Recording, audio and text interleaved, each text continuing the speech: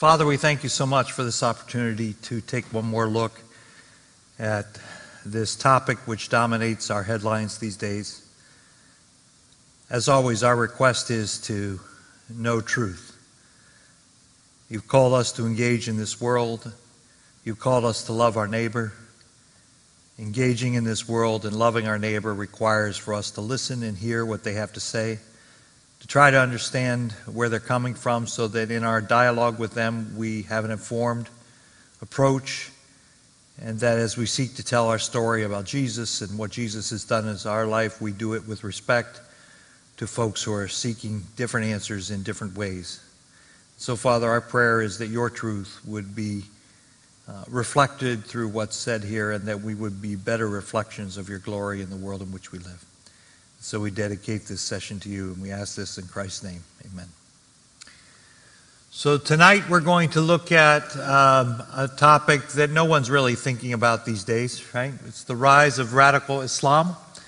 It is in the paper every single day and filled with lots of words and phrases and ideas and events, and it's a bit mystifying to try to figure out how all these lines connect together. So what we're going to try to attempt to do in the brief time we have this evening is give you a little bit of the lay of the land. How do these movements emerge? Where did they come from? How did they intersect? What lies behind them? And how are we supposed to respond to them? So I'm going to try to do that. We're going to kind of start off by looking at some of the roots of this radical Islam movement in the modern times, how they've kind of evolved to where we find ourselves today, and then I'd like to finish with a few suggestions about how we might move forward in our conversation. So we'll start off with a simple question of where to begin. Then I said we'll look at some roots, and then we'll kind of look at today's situation and end with some reactions. So obviously, you know, when you begin this study, you have to decide how far back to begin. And as I've mentioned for a couple times now, part of the struggle and part of the problem is some people think in order to uncover the origins of radical Islam, you have to go back to Muhammad himself. I mean, they would argue that the violent side of Islam begins with Muhammad himself. And so there is this struggle over the meaning of Muhammad, the meaning of Islam. What is it at its essence? Is it violent by definition? Is it peaceful by definition? And so we have this academic war and public media war about whether Islam at its essence is violent. And what I want to just point out here today as we walk through this story is that debate is ongoing within Islam itself. While we're trying to sort it through externally, within Islam itself, there is a debate for whether it is or is not radical at its core. Here's an Islamic scholar who says, there is today a struggle for the meaning of Islam. Who will speak for it? What it stands for? What are its essential values? Is the radical side telling us what is really Islam? Or is the more moderate side telling us what is really Islam? So within Islam itself, there's this struggle for the meaning of Islam. And that kind of begs the question, or begs the point, that assumes there is one type of Islam or one meaning. And here's another scholar that points out Islam is not a one-size-fits-all religion. Even within the context of its major sects, there has been this has been the Islamic reality from the beginning. In other words, there's always been divisions within Islam. One of the challenges is for us to step back, because on the surface, when we see the news, we think it's all one thing, as if there's one meaning. But the reality is there's multiple trends and multiple lines of influence throughout history. And so there's multiple forms of Islam. And so this mythology that there's just one thing called Islam is probably a fiction. We have to see it as multiple strands within the tradition. Now, part of this mythology that there's one thing, or that there's one type of Islam that begins from the beginning, is found within Islam itself, and you'll see this term called the Salafis. Salafi, it basically talks about the ancestors. And there is this mythology that we want to return to this idyllic period, the first couple generations after Muhammad. Remember, we talked about the rightly guided caliphate, to that period, or maybe to the Umayyad dynasty that came after. But very early, there's this idea that can we get back to the pristine, idyllic time where Muhammad and Islam was pure and it kind of ran the way it was supposed to run, where the religion and the teachings merged with the government and that the two kind of had this idyllic reign and rule. Can we return to that?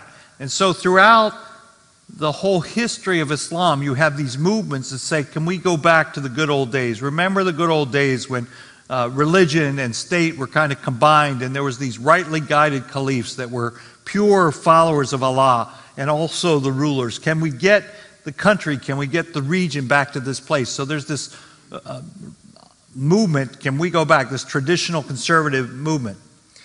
The problem with that is, quite frankly, and this is perhaps this would be controversial in Islamic ideas, but I think that's part of the mythology here, is that ideal, and there's another source I'm quoting here, the idea of an ideal Islamic past, the past that devout fundamentalists as well as radical extremists see as the embodiment of pure Islamic society, is just that, an idea, because it never really existed. So there's this desire, can we go back and live in this idyllic world? Well, that idyllic world never happened. It's kind of like us when we say, remember the good old days when everybody obeyed their parents and everybody stayed married and everybody, was pure and moral. Now that we look back, and if you really examine it, it wasn't that pure and moral. There were no good old days. So in history, you kind of look back, and that's part of the struggle we have, and part of the driving force behind these movements with Islam is this desire to get back to a time that never existed, but that thought is there. And why it's so resilient, it won't give up. The belief that we did it before, we can do it again. Another term that will come up in our discussion, and I put that in here as part of that dream of returning, is the term Islamist, and I've kind of bold-faced and underlined here. In the language of today, there's kind of a distinction between Islam as the general term for the whole religion and the more specific term of Islamist. And Islamist, as one definition I give here from one of the scholars, aim at the reinstauration of the Islamic might in the world. To achieve a goal, the use of violence is not rejected. In other words, the Islamist ideal is to go back to that period, whatever it takes, including violence. So when you see that word Islamist, that's what it's talking about, this fundamentalist version of Islam, the idea to go back. And so there's some debates about whether Islamist and Salafi is the same term, whether they're synonymous, whether they're different. And I guess the real idea is the Salafis are all traditionalists that want to go back. The Islamist takes it to another level, I would say. They want to produce new nation states, and violence is certainly acceptable. So that's just somewhat of an arbitrary definition. These things vary from place to place. So how did this particular movement or ideology develop over the years historically? Well, we're going to look at several different places, and what you're going to see is there are roots in several different regions that kind of merge together and produce what we have now. And rather than talk about events or countries or organizations, it might be helpful to do it through the look at people, different people, names, formers of the culture, and obviously we're just going to hit the highlights and we'll follow along there. So one area kind of where you begin this whole, where did radical Islam come from? You want to look at Saudi Arabia. I mean, that's kind of the origins in the modern world. Theoretically, we could start with Muhammad himself, go to the next generation, look at medieval, and there are all kinds of ways and histories that weave back that far, but just in the interest of time and simplicity, we'll begin with the modern era, and we want to look at the Saudi roots. And if you're going to begin there, you look at Al-Wahhab, 17th century scholar. You can see a very happy fellow there. It's just a beautiful face, smile on his face. Most folks, when they talk about the origins of radical Islam and conservative movement, this is where they begin, this individual Al-Wahhab. Now, obviously, he learned from somebody who learned from somebody, but he's kind of one that put this on the map. And in this era of the Ottoman Empire and the influx of the European powers in the area of Arabia, he becomes very, very disturbed. He feels that Islam has gotten way off its center. It has embraced way too much of the Christian ideals, the Jewish ideas, and he feels this need that we need to go back. Rejection of modernism and all that means, it's an immorality. We need to go back to the simple days of the past. And also this whole idea of tomb veneration or sacred sites. He saw that as a damaging influence from Christianity especially. This idea that we would revere the prophet and those who follow the prophets, and this popular religion where we go back and revere the founders. No. In his mind, pure Islam only reveres God. The Tawheed we talked about last week. You just follow God. And so all this tomb veneration, we need to get rid of that. We need to destroy some of the tombs and the mausoleums of the early followers of Muhammad. We need to get rid of that. Very committed to Sharia in all levels, and you have to be rigorous about the infraction of that. There's a documented case, supposedly, of him overseeing the stoning of a confessed adulterous woman, for example. I mean, the stories you see of the Sharia law being very, very strict, this goes back to Al-Wahhab, this idea that this is what has to happen. And as we're going to see in a moment, he is kind of paired very early with the emergence of the Saudi states. So we'll see that in a moment. And you will see a movement called Wahhabism, and it comes from his name. And people debate whether it's an accurate word or not, whether we should use it, because the people inside the movement see it as an insult, but should you use it, should you not use it? Is it part of the Salafi movement? Is it identical? So it's used in various ways, but be aware that there is this Wahhabism, and when you see that word, it's talking about a movement that emerges out of Al-Wahhab's ideology. And one of the controversial aspects of his thinking was this concept of takfir. And takfir is this idea that Muslims call other Muslims and excommunicate them from the Muslim tradition. In other words, just because you're Muslim doesn't mean you're right. There are Muslims that should be excommunicated because they've sold themselves out to modernity, or they sold themselves out to this practice of worshiping at the tombs and so forth. So there is this introduction of the exclusion of impure Muslims within the community, which was a rather novel idea to some extent. I mean, remember, Muhammad's idea was we're all one, and that's kind of the idea that's part of the ideal. But over the centuries, with all the different empires and the warring factions and Sunni, Shia, and so forth, that is kind of now a mythology. Well, Wahhab takes it to the next level and says we need to excommunicate them, say they're outside the faith. So, a very hardcore kind of guy. Now, why is he so important? Well, because he pairs up, as these kind of serendipitous things in history happen, he pairs up with this individual by the name of Muhammad bin Saud. Now, at this point, Arabia was a lot of smaller territories that were kind of overrun from time to time. It wasn't united into one kingdom or one country. It was individual regions ruled by different princes. And Muhammad bin Saud was one of those. And so he's one of these tribal chiefs that began to start to expand his territory, want to expand the influence in the Arabian Peninsula, and he partners with the fellow we just looked at, Al-Wahhab. So this Al-Wahhab partners with bin Saud. And they make this agreement, and the agreement is recorded. You can see I have some quotes there, but essentially it is this agreement. Wahab says to bin Saud, I will follow you. You will be the political authority if we team up. And bin Saud says, well, if we team up, Wahab, you can be the religious authority. And in this new land we create, there'll be this kind of nation where Islam is, the conservative version of Islam is going to be practiced in my territory. Now, this was the second time. Al-Wahhab tried to do that before, and he got kicked out. It never really worked in his last attempt. So this is now another attempt to band together with a political leader that would support him. And as a matter of fact, that is precisely what happens.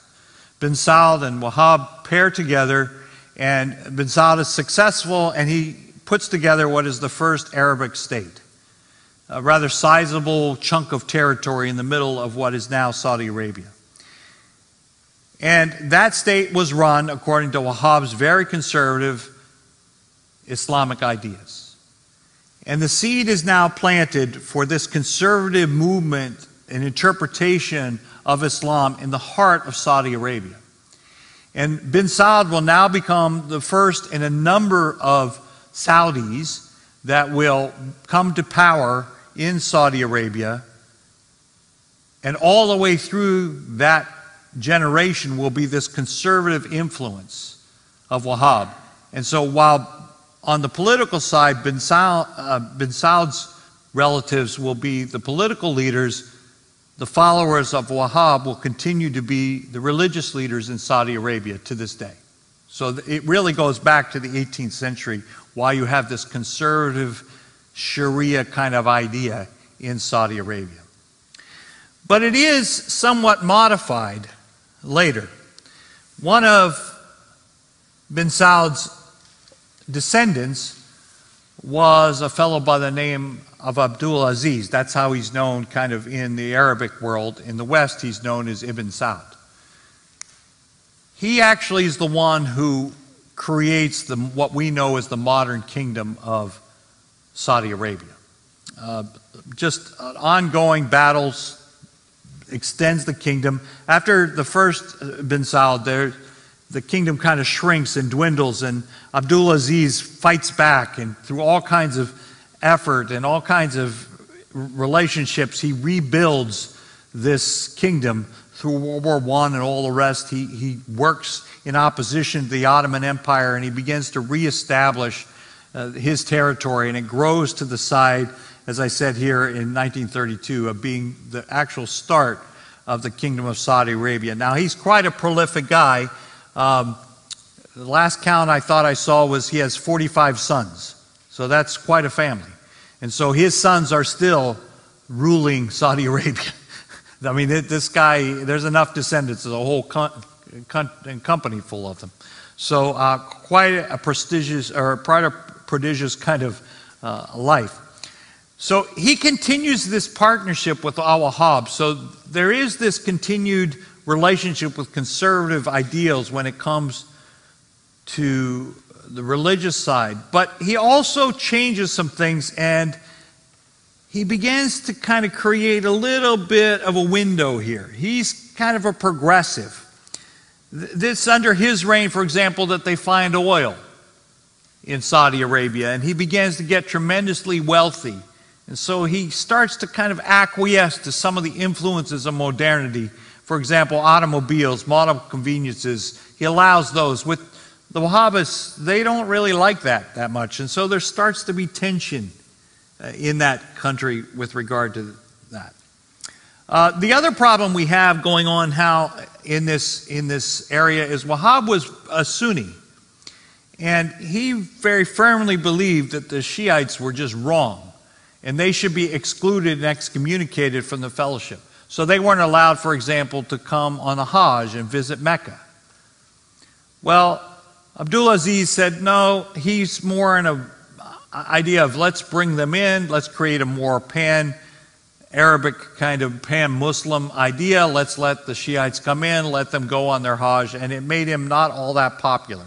So the point here is to say that there in Saudi Arabia, there is, and there continues to be this kind of kind of diverse personality with regard to the Saudi royal family, which on the one hand is very committed to Islam and very committed to even traditional ideas on one level, but they are very accommodating to the modern world. And so they've tried to walk this very thin line in the tradition of Abdul Aziz between conservative Islam and receptivity to modern ideas. And so you can see that in their political maneuverings and some of the stories. So both traditions are present there in Saudi Arabia.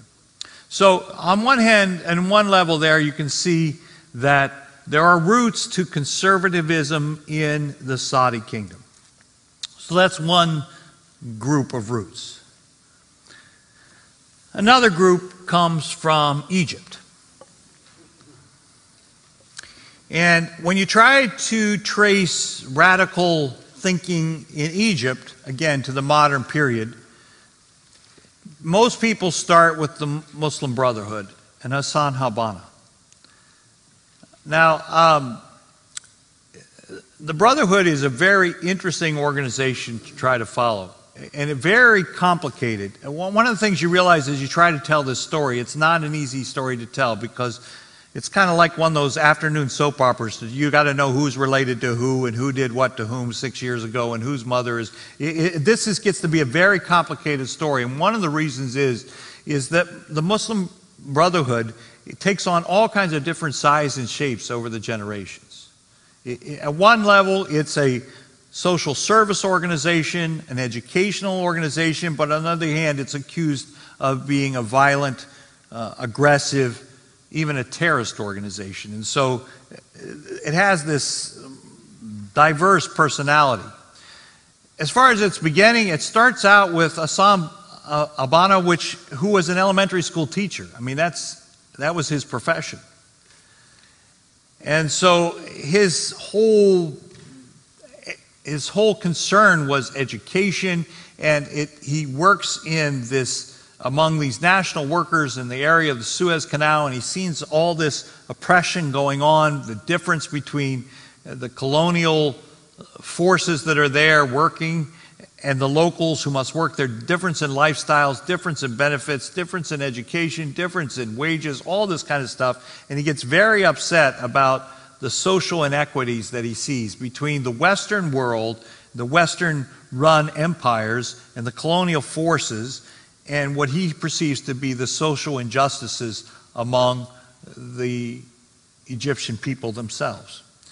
And so over time, he develops this organization with the goal of trying to turn Egypt into a Muslim state. Now, at this point, Egypt was kind of a mixture. There was a strong Islamic presence, of course, but all kinds of different leadership, monarchy at a time, British leadership at other times, European influence. So his idea was what we need here is, again, to go back to that Muslim state idea where the government is a Muslim-run government.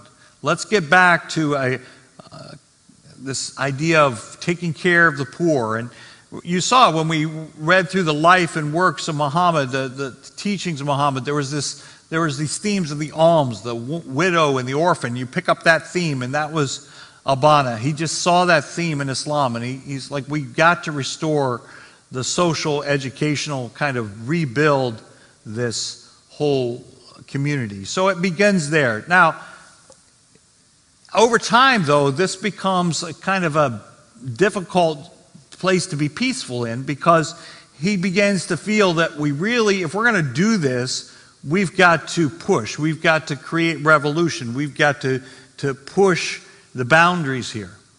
And while he's on record as saying terrorism is not acceptable, it's not a valid form of Islam, he did come to the place that violence was okay. I mean, in order to get this ideal, because you must fight fire with fire kind of thing. And so it seems clear, though there is, of course, debate, as there is about most things, it seems clear that he did authorize and say it's okay.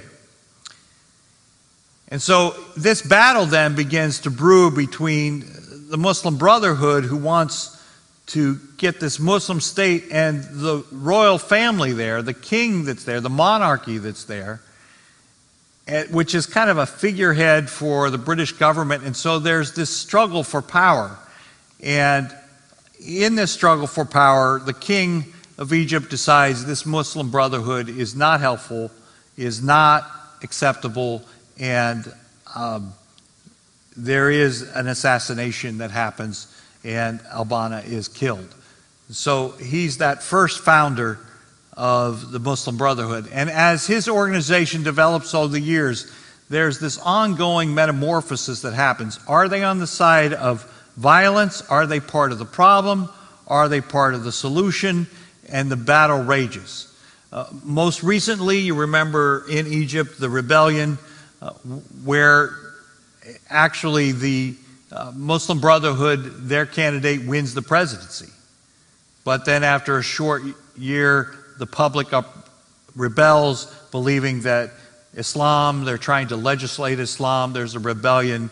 Morsi is then put arrested and put in prison. So this ongoing kind of battle with the Muslim Brotherhood, on the one hand, kind of going around trying to do social work, but on the other, clearly working for the advancement of a Muslim state, not only in Egypt, but throughout Syria, throughout all parts of the world. And so several countries have regarded it as a terrorist organization, so it has that reputation. Now, beginning there with that Muslim Brotherhood, that's one tradition among many. Now, as the story unfolds, you may know the story of how Egypt kind of goes through its various phases, and the monarchy is eventually overthrown in the early 50s. And it's overthrown by a group headed by this person named Nasser. And Nasser kind of starts off as very early on, he just kind of innocently gets involved in political activism, eventually joins and is appointed to the Egyptian army. And through that process, he becomes increasingly upset with what he sees to be the colonial domination of the Egyptian royal house and the corruption of the military establishment. And so he begins to pull together officers within the Egyptian army that are opposed, a secret society that's opposed to this monarchy. And over a period of time, he pulls this group together until at some point there is this cataclysm that happens and he just asserts it, and this rebellious group asserts itself as the new head, the RCC, the Revolutionary Committee. So they take over. So he kind of emerges from this place to begin to be the new authority. Now, there's another president there. They don't get along. He eventually gets himself appointed as president. But the key is Nasser takes on a severe socialist agenda. I mean, he's an out-and-out socialist. One party running on the election. He wants elections, but there's only one party running. He wants to nationalize all kinds of industries. He becomes famous throughout the world for nationalizing the Suez Canal. Gets great praise from the Arabic nations for nationalizing. In other words, just saying, the country now owns this business, right? And he did that with steel mills and a bunch of other, I mean, he's an out-and-out socialist. Historians say still 2/3 of the economy remain private, but some people debate that. The large industries he took on. Outlawed other parties. Only one party. And it took a while before he goes through this period of rebellion in 52. Eventually, and the military runs the place for a while. Eventually, he turns it into a civilian nation in 56. They have a new constitution. He gets rid of the first president. He appoints himself prime minister and so forth. Now, what's interesting in all this is his relationship with the Muslim Brotherhood. At first, the Muslim Brotherhood is an ally. He sees them as an ally to help him oust the current monarchy and the Western influence. And so he sees them as an ally. But over time, there's this split with the Brotherhood. because he has this socialist, secular agenda. And while the Brotherhood at first thinks it would be great, this guy fighting against the Western imperialists, over time they don't like him either, because he's not really one of them. He's not pressing the Muslim agenda. So he becomes kind of a secular leader, to the point that the Muslim Brotherhood actually tries to assassinate him. So the split is fixed. Now Nasser's also important because he starts this ongoing conflict with Israel in the major world, in a major way in the modern world. With the taking of the Suez Canal and the restriction of the Israelis' right to that, there's this back and forth war that goes on through the 50s and the 60s. And the biggest one, we went over this when we covered the history of Judaism, the 6 Days War back in 67, where he loses, and he loses his prestige badly because of their loss, and it showed how dominant Israel was over the Egyptian army. And then he has to go back through a period of regaining Arab leadership. So a very important figure, but here's an attempt to put a secular face on a Muslim country. Albeit socialist, it was an attempt to put a secular face on a Muslim country, and it created a great deal of internal dissension. And part of that dissension comes in the person of Qutb, a very fascinating individual. A lot of people, when they start talking about radical Islam in our day and age, they point to Qutb. He is attracted to the Muslim Brotherhood, and he becomes kind of the new ideological leader of that after the assassination of al-Banna. He doesn't want an official role, but he becomes more or less their ideological leader, except for he goes to the extreme. After the assassination attempt of Nasser, he's identified as one of the group of people that may or may not have been involved, but in that day and age, may or may not is close enough. We'll put you on trial for it. And so he's in prison. In fact, the picture you see in Egypt, they have this charming custom that the accused sits in a jail cell during his trial. So that's what you see, is Qutb there at his trial in the jail cell, awaiting what happens to him. While he's in jail, he writes this treatise called Milestones that you can go out and look up. It is a treatise on radical Islam. That is one of the Bibles of radical Islam. This whole idea of how the West has totally become immoral, how it needs to be oppressed, how it needs to be rejected, how it needs to be attacked, how it needs to be defeated. The morality of the Western world has totally disintegrated the culture. And so he writes this out in this whole work. Now, over time, he's tried, convicted, released, retried, etc., eventually executed. But he leaves this mark on those that will follow. He draws this distinction that shows up a lot in later radical thinking and writing between this era of darkness and ignorance and Islam. There is this pure place of Islam where we see truth and light and morality. And then you have this whole evil, other dark world that needs to be eliminated and destroyed. And it is the task of Islam to destroy this dark world. And so he comes out and he repeats this need for takfir, the idea that impure Muslims, Muslims that are not living up to the faith, they need to be attacked as if they were not Muslims at all. And he reinterprets and he tells folks that jihad is the military version. That jihad must be, it is a military attack on the Western world. That it is embraced by Muhammad. So he legitimizes the whole idea of a military jihad, a killing, a terrorist kind of jihad. And so he's kind of the one that's seen as given the ideological kind of real foundation for what comes later. And it is interesting that Zawahiri is actually one of his students, and we will see him a little later in this talk.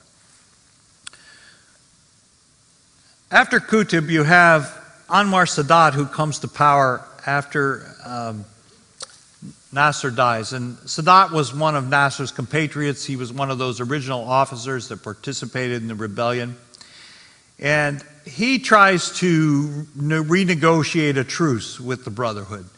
He realizes that he needs them to help get calm in the streets. And so he negotiates with them, and he comes to this very interesting place with the Brotherhood. He gets them to come out publicly and renounce violence, which is a direct opposite statement of what Qutb just led them to do. He gets them to agree to nonviolence in exchange for him being more lenient with the Brotherhood and letting up on some of the persecution that goes on there. And so he negotiates a truce with the Brotherhood. So again, it's kind of that on again, off again, which kind of Muslim Brotherhood are we talking about?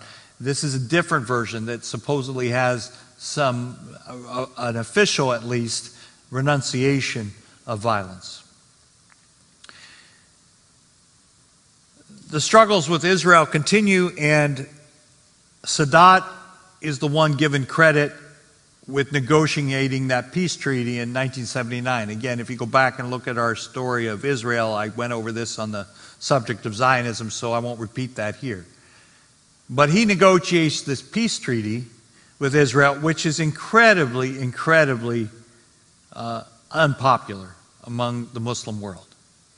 To actually negotiate with the enemy.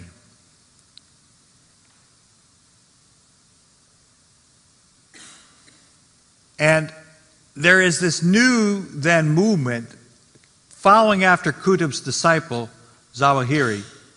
He now takes on this new persona as the new leader of the opposition to this whole concession and conciliation with Israel. Let's not do that. And so Zawahiri then becomes this spokesperson for that radical view. And interestingly enough, he becomes an opponent of the Muslim Brotherhood who are going along with it for right now because they realize it's the best thing for them at the moment. At least they feel it is. So Zawahiri is now opposing not only Sadat, not only Israel, not only the peace treaty, but the Muslim Brotherhood itself.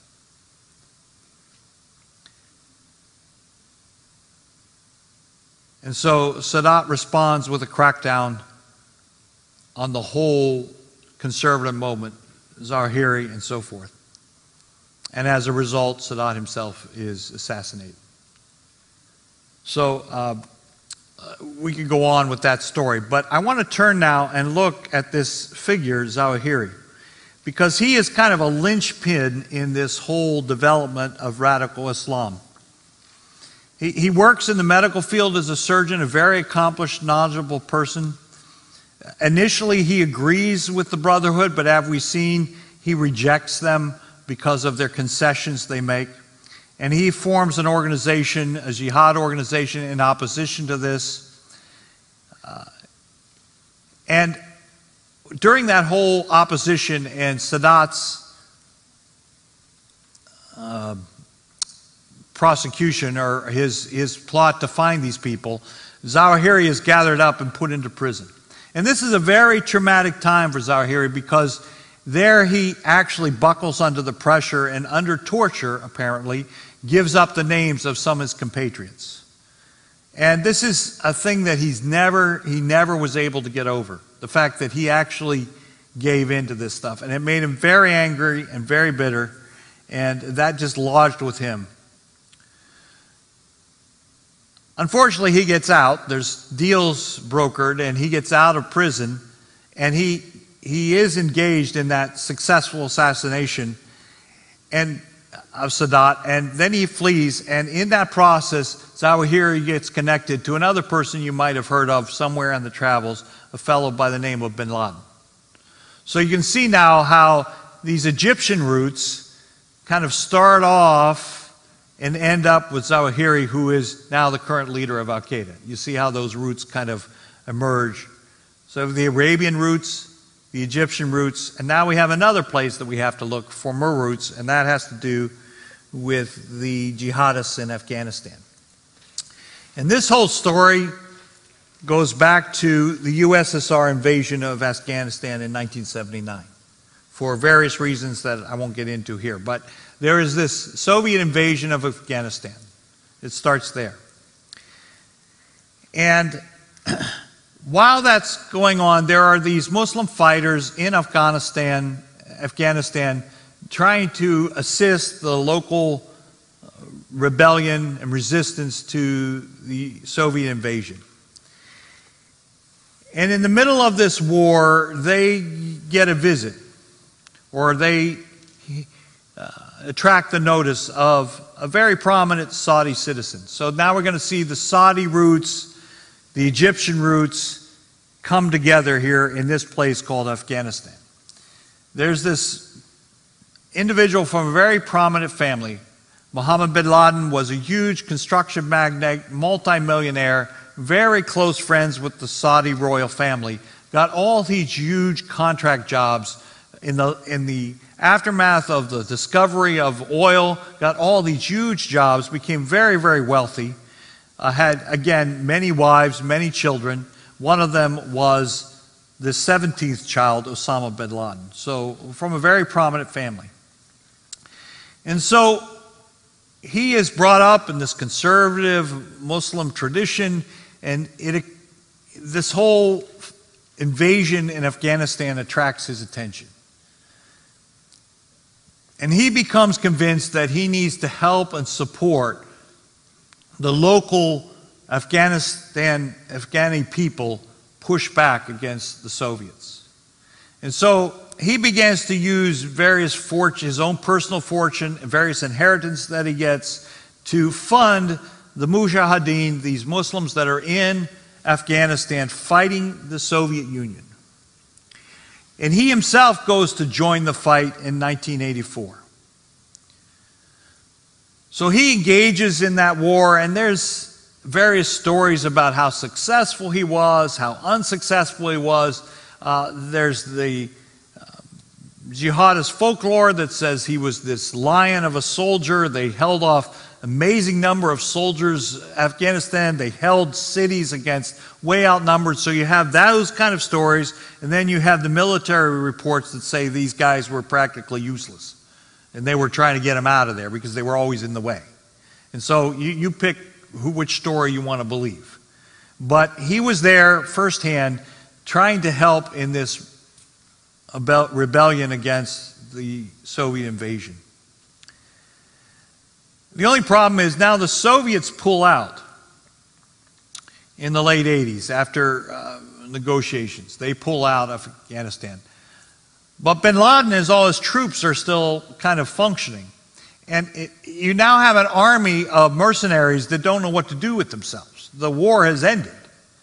And bin Laden has been paying these people. I mean, they've been getting salaries, $1,000 a month, $1,200 a month. They've been getting vacation time. I mean, you could fly home to be with your family. I mean, they had good jobs going here. These were mercenaries getting paid. And now there's no war. What are they going to do? And so bin Laden has this vision of creating this military force that can move throughout the whole area of the Middle East and be a force for the institution of Islamic states throughout the region. And so with this vision in mind, he helps to establish this organization with a couple other people called Al-Qaeda. So that's the origins of Al-Qaeda. It's after the Afghani war, these mercenaries that now what are we going to do with these people? Where are they going to go? What are they going to do? And so what he does is his life's work is to build up this group of mercenaries. And he produces camps all over the place.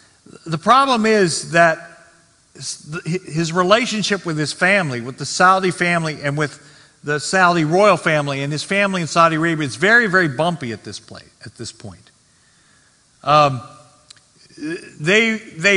Sometimes they use him, and sometimes they ignore him.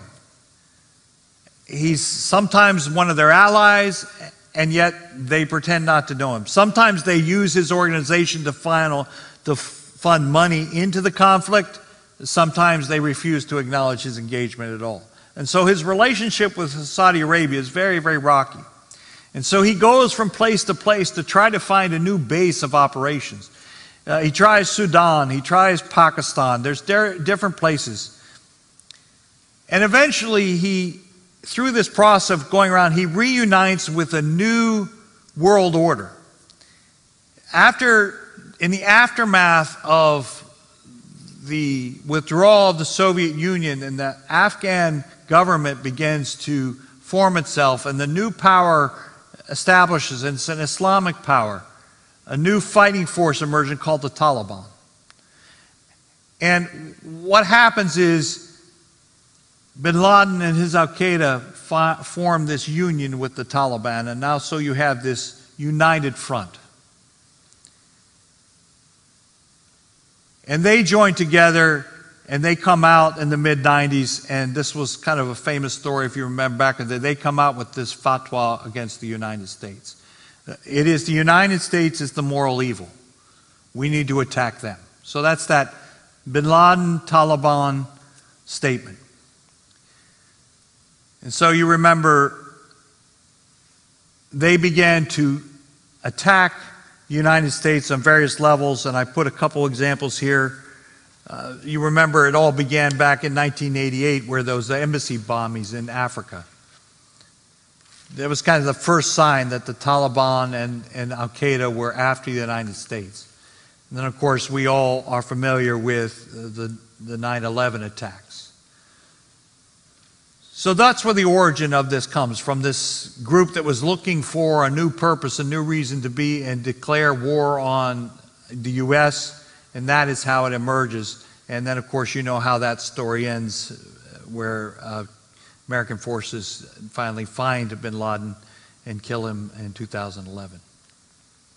So, very brief overview of where he came from and how he popped onto the world stage and who he was. Now, let's talk a little about Muhammad Omar, who is connected with that Taliban. What is that about? We're not really sure about his birth, all kinds of stories and myths about who he might be. But he is the one that put together this Taliban resistance, and this Muslim kind of commander of the faithful, supreme leader of the Muslims that were to be in charge of the government, to be the leaders of the government of Afghanistan. And so, especially after the American invasion of Afghanistan, you remember after the 9/11 attack, they're just this war to take over Afghanistan. He becomes this leader of the opposition. So we think he died in 2013, confirmed in 2015, and he was followed up by this Akhtar Mansour, and if you follow your news stories, it was just this month that a bomb was able to get him and take him out as the leader of the Taliban. So that's who the Taliban is and how it came about. Okay, so we looked at the Arabic roots, the Egyptian roots, and how that kind of gets passed on into Afghanistan, the Taliban, al-Qaeda. Now there's another side to this story that comes up from another direction, and that is from Iran and Palestine. Now, the movements we've talked about this far are Sunni movements. Remember, there's another whole wing of Islam called the Shia, and that's where Iran comes in. You no doubt have heard of the Ayatollah Khomeini. So while over here in the Middle East and Arabia, you had this version of radical Islam. Further east in Iran, you had the former Persian Empire. You have a different kind of radical Islam being put together. So you have Ayatollah Khomeini. He leads this revolution, overcomes the monarchy in Iran, and gets appointed as the supreme leader in 1979. He promotes this doctrine called the guardianship of the Islamic jurist. In other words, this notion of Sharia law being passed through country to country to country. That is how this thing ought to be run, how this world ought to be run. You remember back in 79, it was the Iranian hostage crisis that took place. They took those 52 American diplomats and prisoners and held for, I don't know, it was over 400 days. And you remember just every day, the papers were brutal telling you how many days. It was under the Jimmy Carter administration. You remember that cost them an election because it was such a horrible thing. Well, that was the Ayatollah Khomeini that did that. And he came out and he's famous for calling America the Great Satan. So you can see how, on the one hand, you have the Taliban and the Al-Qaeda demonizing the U.S. Well, over here on the Shia side in Iran, you have that same kind of demonization of the U.S. going on at the same time. He's also the one who pronounced that the fatwa against Salman Rushdie for the Satanic Verses. You remember when that book came out, this was the guy that wanted him dead, to put out that death warrant on him. He dies, and the current supreme leader is Ali Khamenei, his successor. So that's who we have now. Now, how does the Iranian radical movement then transition and puts its way into Palestine? Well, it's through this fellow Abbas al-Musawi. Al-Musawi he is the co-founder of Hezbollah. So when you see Hezbollah in the news, that's who this is. Now, this is a Shia-based movement that is supported by Iran. So again, while in the West you have the Taliban and Al-Qaeda supporting a Sunni-based opposition, you now have Iran supporting a Shia-based opposition, and this is through the Hezbollah. Now, this is originally found in the early 80s. You remember when we were going through the history of Israel's expansion, you remember they moved north up into Lebanon, and that they broke into that neutral territory. Well, that in response to their going to Lebanon, this organization, Hezbollah, is formed to fight back. And now they were explicit about attacking. Now, where these folks become important is now the whole strategy of hostage taking and torturing and suicide bombs. Hezbollah become kind of masters of that and proponents of that. And so, for example, you hear the torture and killing of Richard William Higgins. You remember that, a diplomat working there, or a peacekeeper working. He is taken and killed. You have the U.S. Embassy bombing of the attack of the Marine and French peacekeeping forces, suicide bombings, just the use of suicide, terrorist capturing, torture, and those kind of things. They become experts in that. Messiah himself then is killed with an Israeli bombing attack. So that's who the Hezbollah is, supported by the Shia side. Now, in addition to the Hezbollah, you have another group that emerges, Yassin. Now, while you're up north in the area of Lebanon and the fight there, in the southern area, you have another group being found called Hamas. And the whole purpose behind this group is to liberate Palestine from all Israeli control. To get rid of the Jewish leadership, so to liberate Palestine. So they start off in that whole Gaza Strip area, remember, to the south and west, and the idea is to push back against all of that. Now, what's interesting is, remember our old friends, the Muslim Brotherhood, they had moved into that area, and they were fighting for the liberation of Palestine. So Hamas actually calls itself the paramilitary wing of the Muslim Brotherhood in Palestine. And so you have an intersection now between the Muslim Brotherhood and this movement now to push back and get Palestine back. And then you have his famous statement here that the Palestine is consecrated for future Muslim generations until the judgment day.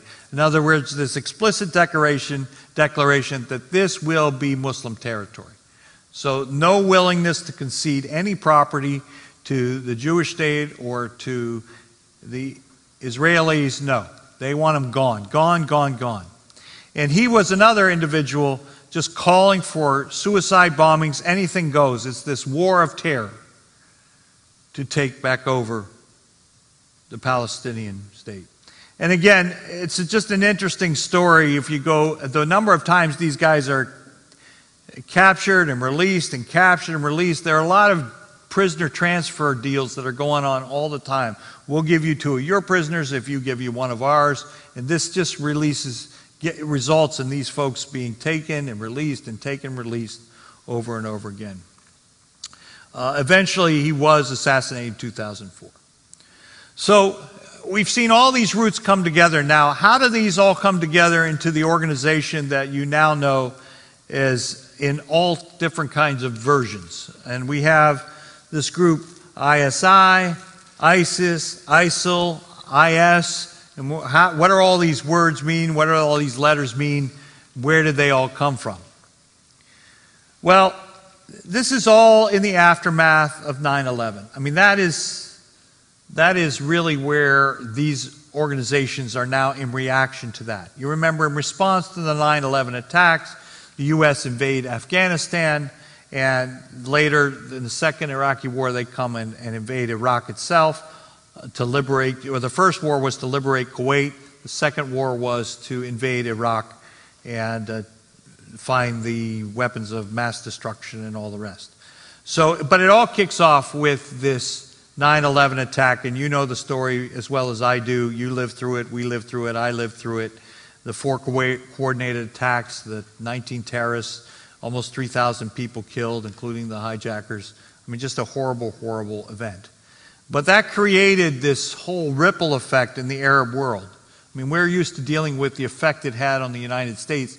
In the Arab world, it had an equally critical impact, especially when it kind of woke up the giant here, and the United States went in there, and it created all kinds of conflict in the Arab world. How do we deal with the fact that now the United States is in our neighborhood kicking butt and taking names? What does that mean?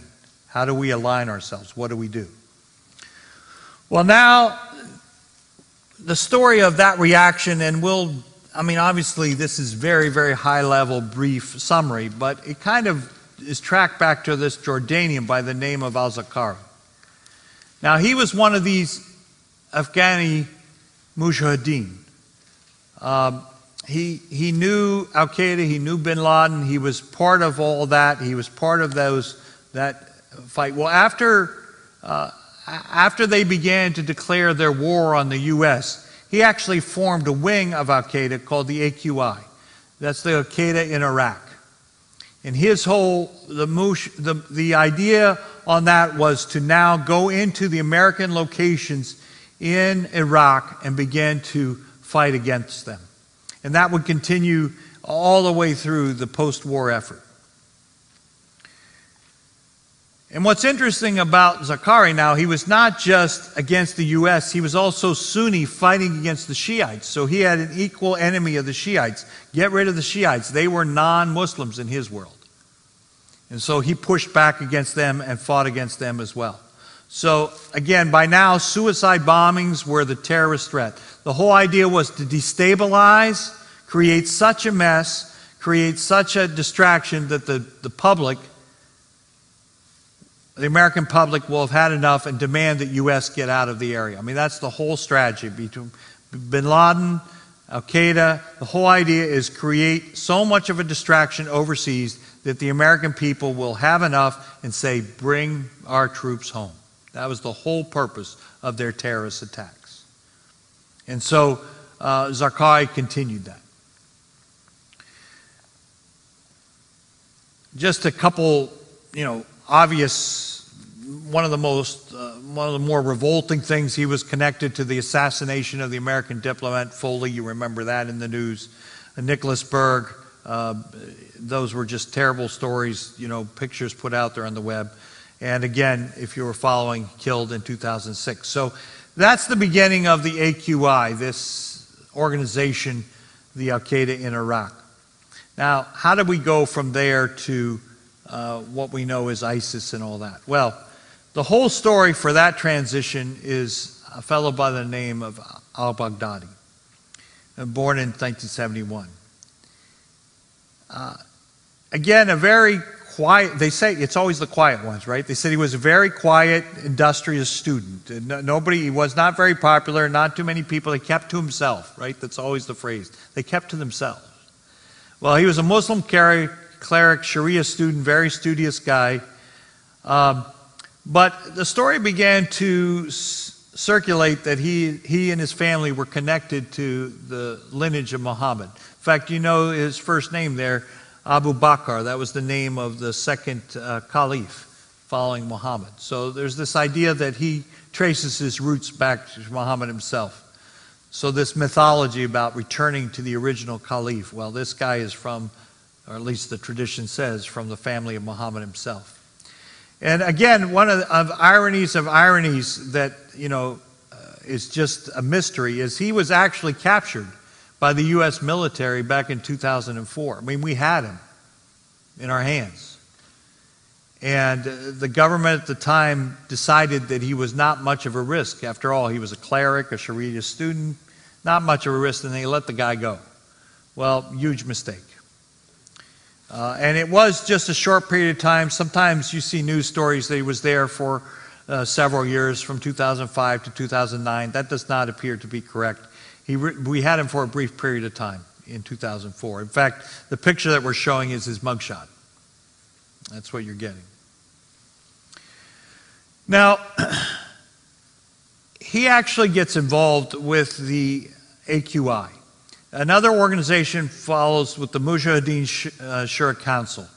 And they join with the AQI, Zarqari's organization, to begin to consolidate their efforts, anti-U.S., anti-Shiite efforts in Iraq. And names the organization the Islamic State in Iraq, ISI. That's where we get that. And he forms part of that. He helps to found it. And then 2010, he's actually named the head of the ISI. Again, a follower of bin Laden. So when the U.S. kills bin Laden in 2011, Baghdadi vows that he will avenge his death. And so he goes on this terrorist suicide bombing range all over the place to avenge the death of bin Laden with all kinds of just travesty, terrible things going on. Then, as they're fighting in Iraq, the problems in Syria start to emerge. And the rebellion against the Syrian president began to happen. And this group of mercenaries, again, looking for a fight, looking to extend the power of the Islamic State, began to get involved in the Syrian conflict. And so they announced kind of a sister organization or a further organization that merges into actually becomes the new organization called the Islamic State in Iraq and Al-Sham, which is the Arabic version of the Levant. And so that's where you get the letters ISIS and ISIL. It's the same group. It's just whether you're using the Arabic word for that Levant, which is the Palestine area, or you're using the English word Levant. That's the difference between the two abbreviations. So now it's the idea of these soldiers that were starting off in first Afghanistan, then in Iraq. Now they're going to move and be part of these mercenary fights in Palestine. So that's where ISIS and ISIL is all about. Now, it's interesting at this point that this is where al-Baghdadi runs into Zawahiri. Remember Zawahiri, after he gets released in Egypt, he goes there and he's working on this same problem in Syria.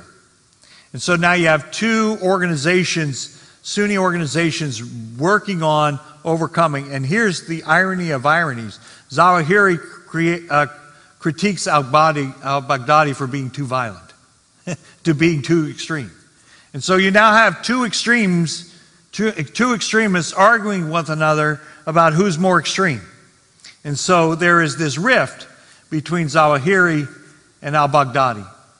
And the truth is, if you look at it, al-Baghdadi, it just did horrible, horrible, horrible things. And you know you're really bad if a terrorist says you're bad. And that's really what we have here. I mean, just horrible things, kidnapping, rape you remember the human rights worker, Kayla Mueller, you remember back the story in 2013. I mean, kidnapped her, supposedly forced her to marry, raped her over and over. I mean, just horrible, horrible, horrible stories. So there's this ongoing, just worse stuff going on until, I mean, you know you're bad if Al-Qaeda says you're too violent. Al-Qaeda actually disavows its association with ISIL, says, no, that is not part of what we're about. So then it kind of, the violence just escalates from there.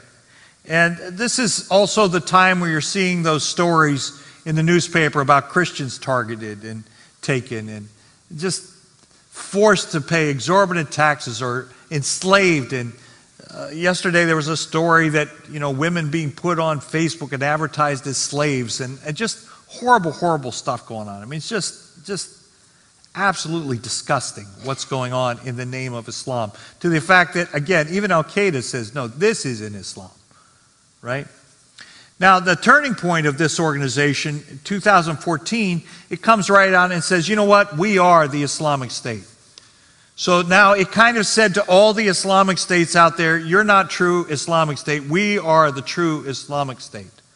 We are the only legitimate heirs of Muhammad and the rightly guided caliphate. And al-Baghdadi is the new caliph in charge of all of Islam. As you might imagine, many Islamic countries and imams were not expressly impressed with that proclamation. But that he's come right out, and now they changed their initials again to simply IS, the Islamic State. Same in organization, it's just that now he claims to be the one and only. This is the Islamic State. I mean, clearly we've gone into the realm of delusional at this point. But that's where they are. Nobody knows where this guy is, by the way. We're still looking for him. Big price tag on his head if you know where he is. Now, we've had some ongoing stories. You've read them. This idea that Westerners are being recruited to these, and there's this big story, young people, even women being recruited. How is this happening? Back in 2014, the CIA estimated some 2,000 Westerners, Americans and Europeans being recruited somehow. All kinds of theories as to why that works and how that works. Apparently has something to do with identity and a new cause and a new purpose. There's a lot of it has to do with online relationships, online recruiting. They are super online recruiters. They've got social media down to a T. And so a lot of it is through online relationships, disaffected people, come and, even marriages and proposals and so forth. Just horrible, horrible things going on there. But this ongoing battle to stop recruitment, that has slowed down somewhat, I understand, but it still goes on. The attack has expanded. It's now in Iraq and Syria, and you'll remember 2015, last year, the attack in Paris. I mean, to the effect that they're trying to even mobilize in Europe and make their presence known. There was in Syria, the taking of Palmyra. You remember those ancient kind of ruins that were taken and destroyed, big story in the news. Temple of Bel was one of those places that were just, remember they were going to put up a facsimile of it in New York City, and I had emails saying, worry about that because the Temple of Bel is going to New York City, remember that? But that was going on just this year. And just this month, you saw they came in, remember they had taken Fallujah, they had taken Mosul, and now the Iraqi soldiers, along with U.S., which is interesting to me, now allied with the U.S. in the retaking of Iraq, Iranian Shiites and Hezbollah, partnering with the United States to take back Fallujah and Mosul from ISIS. So really just a strange, strange story about how enemies become friends, The enemy of your enemy is now your friend. Well, that's what we got going on there now, okay? So that's how the battle continues. So continue to watch this one. This is a hot one.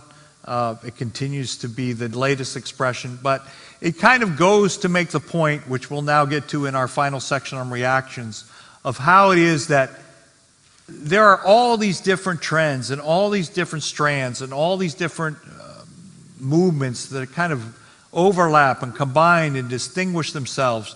So they can't really see Islam, again, even radical Islam, you can't look at it and say it's one monolithic thing. It isn't. It's a variation on a theme. So where does that leave us? Well, let me take you through 2 slides here. Just a quick take, which I don't usually like, but I think it's indicative of our population, a 2015 poll. 70% of Americans identified Islamic State as the main threat to the United States. I mean, that's how predominant this threat is. I mean, people are worried about what this means. And it's creating this sense of fear and apprehension about a large number of people in the U.S.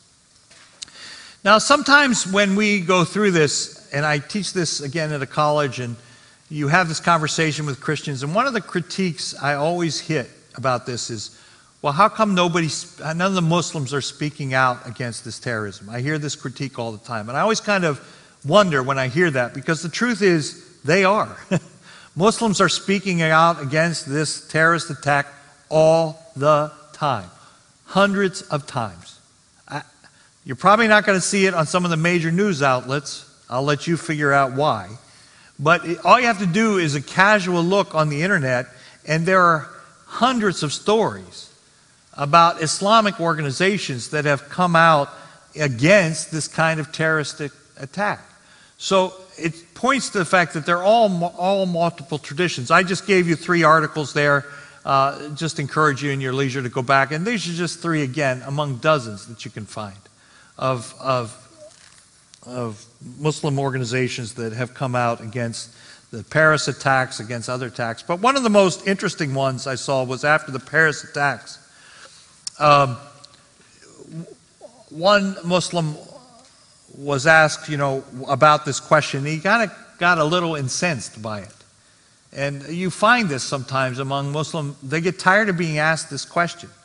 And his response is to this question, why aren't Muslims taking to the streets en masse to condemn the attacks? And here was his answer. Because we're driving the taxis that have been taking the population home for free since yesterday.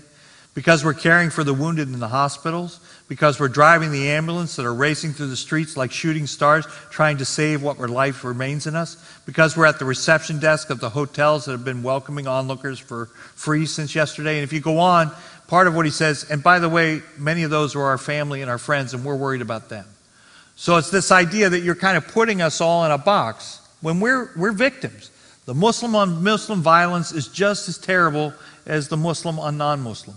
So they're just asking for Westerners to understand that there's a Muslim on Muslim violence here. We're not responsible for this. So just be sensitive to that when you're asking this question. Not to mention the fact that it's been denied 1 million times.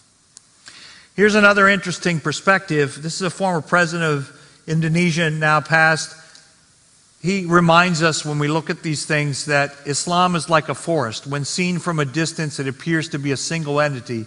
But when approached more closely, the diversity of its individual trees becomes obvious.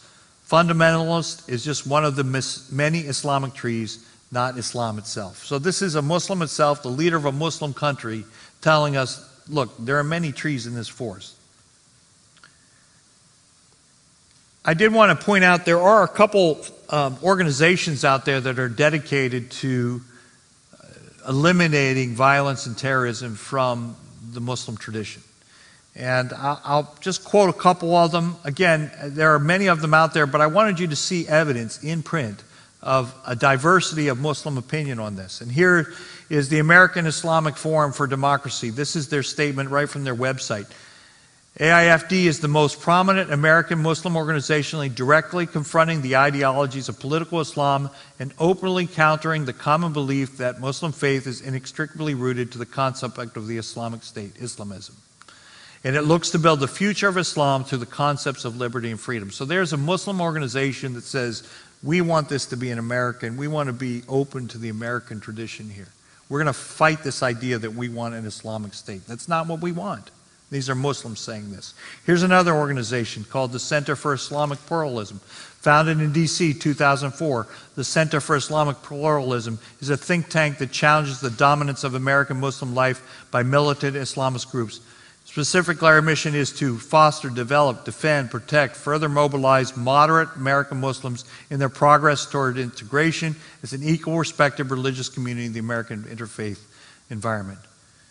And he says, define the future of Islam in America as a community opposed to the politicization of our religion, its radicalization, its marginalization, which has taken place because the imposition of Muslims of attitudes opposed to American values, traditions, policies. So this is another organization that's out there actively campaigning. We want the terrorism out of this. We want to find a way to merge Islam with the American values. So there are organizations out there. And I've listed two, and I've given you their statements. Just in case that's not enough, here's a whole list of organizations out there that you can go online, read their statement. They're out there arguing for tolerance, for moderation, for peace. There are strong organizations out there to this degree. So, rather than just leave you with history, as I sometimes do, this time I'll actually give you a few opinions. I do this just my opinions, all right? I do not necessarily speak for Bethany Church. This is just me personally speaking as a Christian, as somebody who's thought about this, okay? So if you don't like what I say, email me, or you can email my boss if you want. That's fine. But they're my opinions, all right? And I kind of draw two parallels. One, I think we have to admit, and I think we just can't be naive, there are an indeterminate number of Muslims who harbor anti-Western, anti-American sentiments, and they prefer a Muslim-majority government to other alternatives. I mean, let's not be naive. There are a large number of Muslims out there that want us dead. Or if they don't want us dead, they would at least want our country to be ruled by Muslim ideals. And there's all kinds of ranges to that, some of which think terror and total Sharia law is the way. There are other people who would just like to see Muslim morals enforced, kind of like the way you would like to see Christian ethics enforced in this country. There are people who want to see Muslim ethics enforced in this country. So let's just admit there are people with anti-Western, anti-American, that they would like to see a Muslim-majority government here in this country. That exists. Whether they're in this country or out, that reality happens. That's true. Let's not deny that. Let's not minimize the problem here. There is a problem. Let's not be naive. On the other hand, I think it's fair to say there are an indeterminate number of Americans, including many evangelical Christians. I know none of them here today, but including many evangelical Christians who harbor anti-Muslim sentiments, preferring to limit Islamic practice and culture in the U.S. I would dare to say there may be one or two Christians, maybe here at Bethany, who want the Muslims out of here. We don't want them in our country. Get out. Because you're here to take us down. You're here to take over our country. Get out. And some may agree with a certain presidential candidate who said, don't let any of them in. I mean, I'm guessing here, but I suspect there are some people who believe that, even evangelical Christians. All right? Now, here's my opinion. Extremism on either side is not the answer. It's just not. A middle way must be found to allow both religions to coexist peacefully in the world and in our country. Look, there are 8 or 9 million Muslims in this country right now, at least, growing every day. They're not going away. You're not going to kick them out of here. You're not going to put them on a boat. You're not going to build a wall. They're not leaving. So let's not live in this fantasy world that we don't want them here, because that's not going to happen. In the kingdom of God, when Jesus returned, He's going to judge all them and us and the whole world, and then He'll make all things right. But in this world, and the way Christ told us to build the kingdom, we're not allowed to pick up swords. We have to build the kingdom the way He tells us to build it. He tells us to build it through telling the truth and speaking love and speaking truth. So we cannot take this extreme position of get them all out of here. That is not going to happen. So extremism on either side, it's unacceptable. So what does that mean? Well, in my opinion, if we are believers in Jesus and we're committed to building the kingdom of God God's way, the way that Jesus tells us to build it, through proclamation of His truth and love, then I believe believers in Jesus must lead the way toward informed, loving, and intelligent conversation with Muslims. First of all, this to me is a big ask in today's society. Can we have an informed, loving, and intelligent conversation? Just intelligent conversation is hard enough. I mean, that's almost asking the impossible these days. But can we have an informed conversation? Let's learn what these people think. We're not going to assume we know what you think. I'm preaching to the choir. You guys are here taking notes. But can we do that? Can we have an informed conversation so we're not making up stuff about the other side, assuming we know what we don't know? Let's have an informed conversation. Let's have a loving conversation. Jesus tells us to love our neighbor. Jesus tells us to love our enemy. Everything has to be a loving conversation. Now, I'm not saying we drop our defenses and we be naive and we forget that there's this war. Of course not. That's why we have government. That's why we have laws. That's why we have security checkpoints. I'm saying be vigilant, be smart, be wise. I'm just saying we as Christians, what's our role? What's my role as an individual Christian? To be informed, be loving, and have intelligent conversations. Can we stop calling each other names, yelling at one another, accusing one another? Can we just have an intelligent conversation? Again, as private citizens, the government needs to do what the government needs to do to keep us safe. I'm not opposed to any of that. But as individual believers, as Christians, this is what we must do. And by the way, I think we should dialogue and promote and encourage Muslims who desire peaceful coexistence, who are working to moderate the extremes within their culture. In other words, sometimes I hear conservative Christians over here saying, the radicals are right. That is the real definition of Islam. I agree with them. I'm like, why would you do that? Like, why are conservative Christians and radical Muslims in agreement? I don't like that team. I would rather be saying to these moderate organizations, we'll support you, we'll encourage you, we like the way you're going. Let me encourage you and support you instead of being one of the people out there writing blogs and saying, yes, how evil this religion is. I mean, that's not helping. Maybe we should be out there bolstering these folks who are saying, look, there are organizations out there that are trying to coexist peacefully with us. Now, obviously, we're not going to agree with them. We believe in Jesus. I've made that clear. We're not agreeing with them, but we do have to peacefully coexist with them in this world. That's just the reality. Let's encourage the peaceful element instead of stirring up the anger and the hatred. All right? That's my 2 cents. Let's close with a word of prayer, and then we have time for a question or two. Father, thank you so much. And it is a complicated issue. We don't want to be naive. We don't want to be uninformed. We don't want to be taken by surprise. We know this is a real danger and that there are people out to kill us. So we're not dismissing that reality. But at the same time, we do have a responsibility to decide how we respond.